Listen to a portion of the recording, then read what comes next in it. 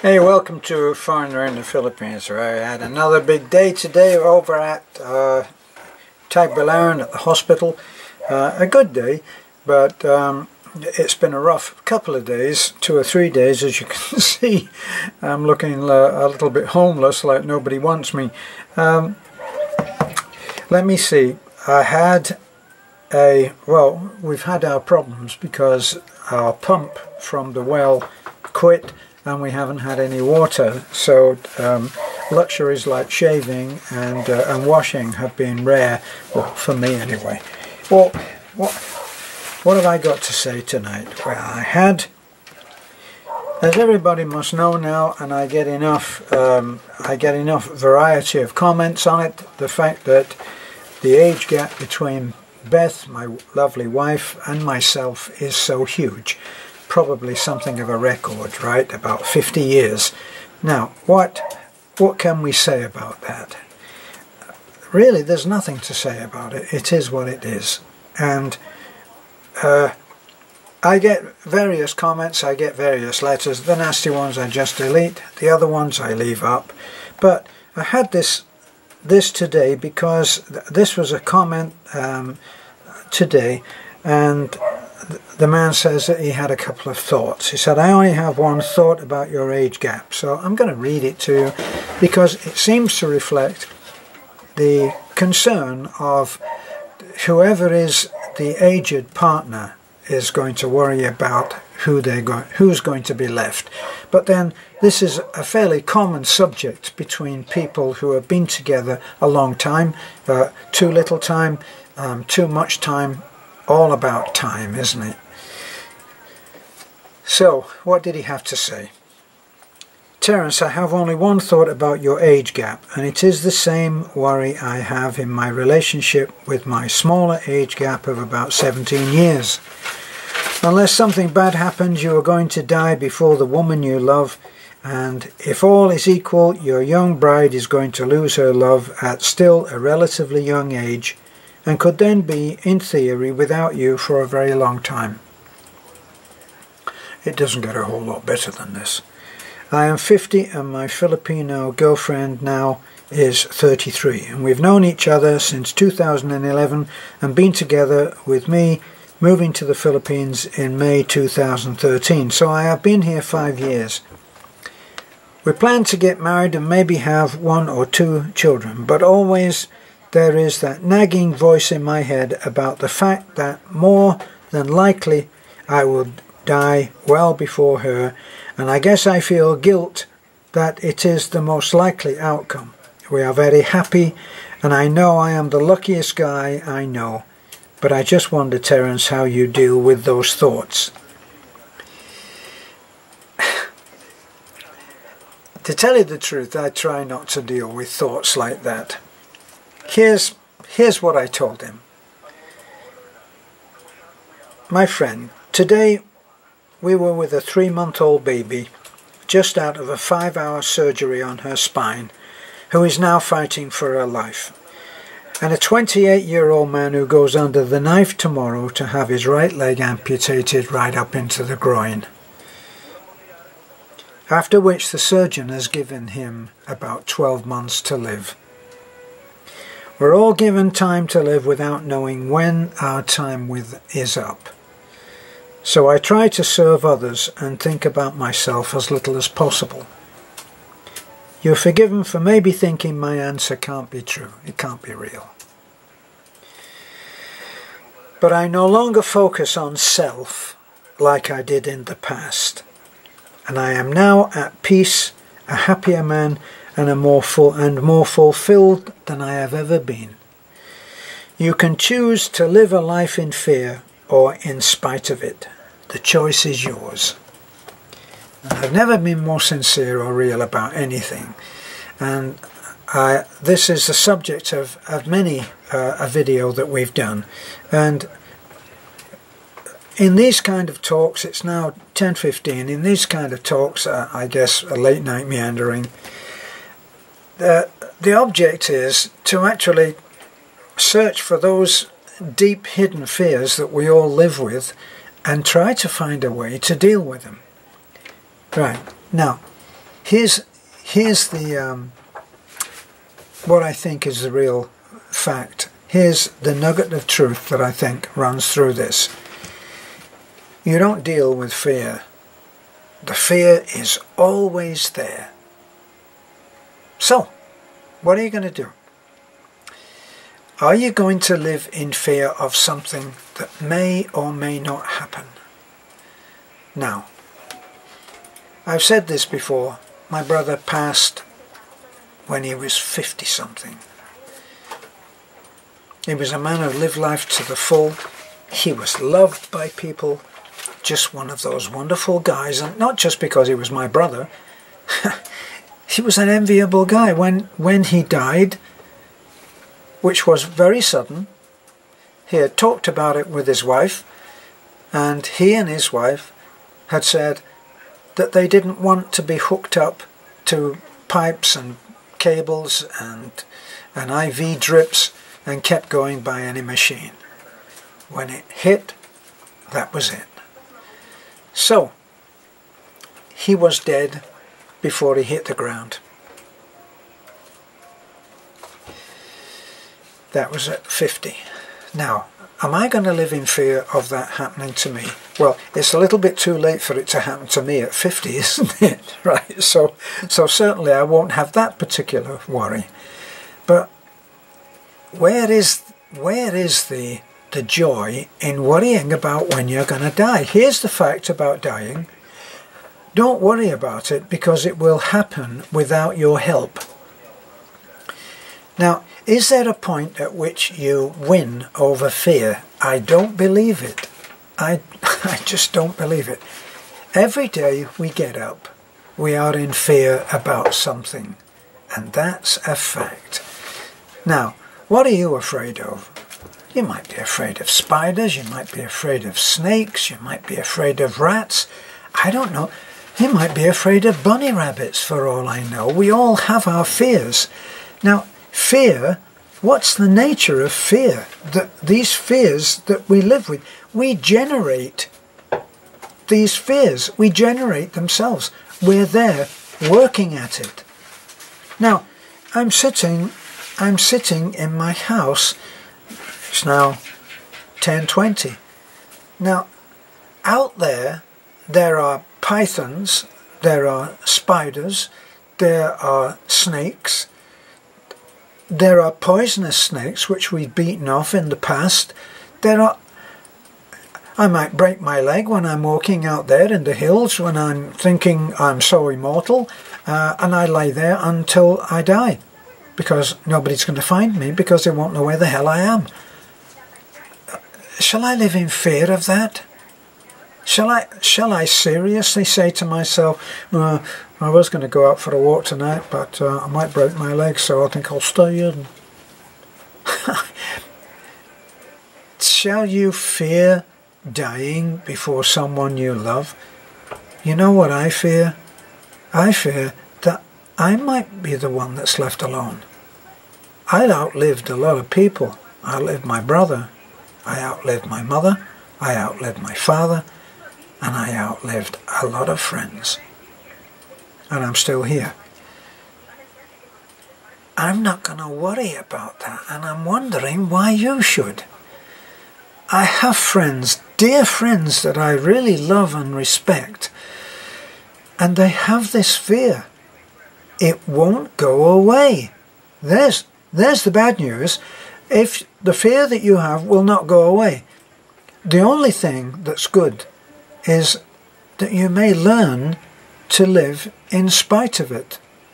In spite of the fact that there are spiders, lions, tigers and bears. Wasn't that what Dorothy lived in fear of? You can't win against fear, because fear is something that you have generated. It's your fear. It's not mine. A friend of mine said, I can't face the idea that I might come there and there are snakes. I know another expat who built his house up on stilts because he was afraid that snakes were going to get into his house. you know what? Snakes have been a very, very clever species since Adam and Eve. Remember, we've got something to thank them for if you're religious. You're never going to beat the fear. You have to get up and live your life anyway. So, whatever your fear is, here's the bad news, it's not going away. But, I don't know, it's like listening to a noisy radio just down in the next apartment. They're not going to turn the noise down. So, what you have to do is, you have to turn your thoughts up. They're not going to change for you. The fear that you're generating, that you are fueling, is not going away. I'm probably labouring this point, but so many people live in fear. I lived a very full life. I've been very privileged and spoiled to have led a great life. Has it been a totally happy life? No. I lived 8.5 years, 8 years of which I hated in the army. But in spite of that, I learned to play the trombone and be a trained, pretty proficient musician, which allowed me to live a life that had a lot of admiration in it, which we all think a great deal of. That's why we follow celebrities, that we may touch the hem of their garment and get something from it. What do you think getting an autograph is about? It's touching the hem of his garment. Can you give me your autograph? And then you've stolen a little bit of his persona, because you've now got his signature. And he's probably calling you a friend. Are you? No, I don't think so. He's forgotten who you are. But you can't forget who you are, and you're not this big lump of ice that's in your gut right now about something or other. You are you. And you can live in spite of the fear. Think about it. Nobody was ever brave in the face of something that they were not afraid of. It's when we do something in spite of being afraid that we learn courage. And you can do that. So, my friend who has said, what are your thoughts on this? How do you deal with it? I stopped thinking about myself. I've had a life which has been all about me, because I sought to be famous about something. Famous as a trombone player. I wanted to be the best trombone player in the world. I quit on that, as you know. I wanted to be a famous singer. That never happened either. I experienced, in both cases, I experienced some great success and some great joy and happiness. Did I make it to the top? In many ways I did. And then I went on to something else. And I found other things which I loved doing, and I perfected skills in doing them. So I had a lot of success in my life, and a lot of praise and compliments, and if you like, adulation to an extent. And I was afraid. And I still had those successes, and I still had that, but I focused a lot on myself. And in spite of all of the successes that I had, and I had a lot, I was never as fulfilled as I am now. Now, fulfillment is a total other thing. Fulfillment, fulfilled. Look at the word. Fulfilled. Filled, full. And right now, I have a wonderful family. I have a wonderful wife. I have a wonderful life in which I think little about myself and more about those who are less fortunate than me. Mostly about the kids that we help. Someone asked Beth, how many children do you have? And I answered that. I said, well, 100 plus at the church and none yet in our house. And we hope to have one of our own, and we'll face whatever comes. So, you have the choice to live a life of fear. You may consider that you are being a realist. You will walk along the edge of a cliff and you might fall off. That's your choice. But it's your choice to not walk on the edge of the cliff and just pull in a couple of yards. It's your choice, and you do have the choice. So, instead of writing to me and asking about the fear, look at the wonderful things that this man that I just read to you about has told us. He's been here in the Philippines since 2012, I think. Or was it that he has known her? My computer has gone off now. It's the phone, so it goes on. I can't pull it up. But he met someone that he loves madly, that is actually feeling guilt because he might die first. Oh boy. But look what he's got. They're going, after all this time, they know each other very well, love each other very, very much, are going to get married and have maybe 1 or 2 children. And he's living in the Philippines and happy. Good God, what have you got to be afraid of? That you might not live as long? Just think about it. How many people can say they've got what you have?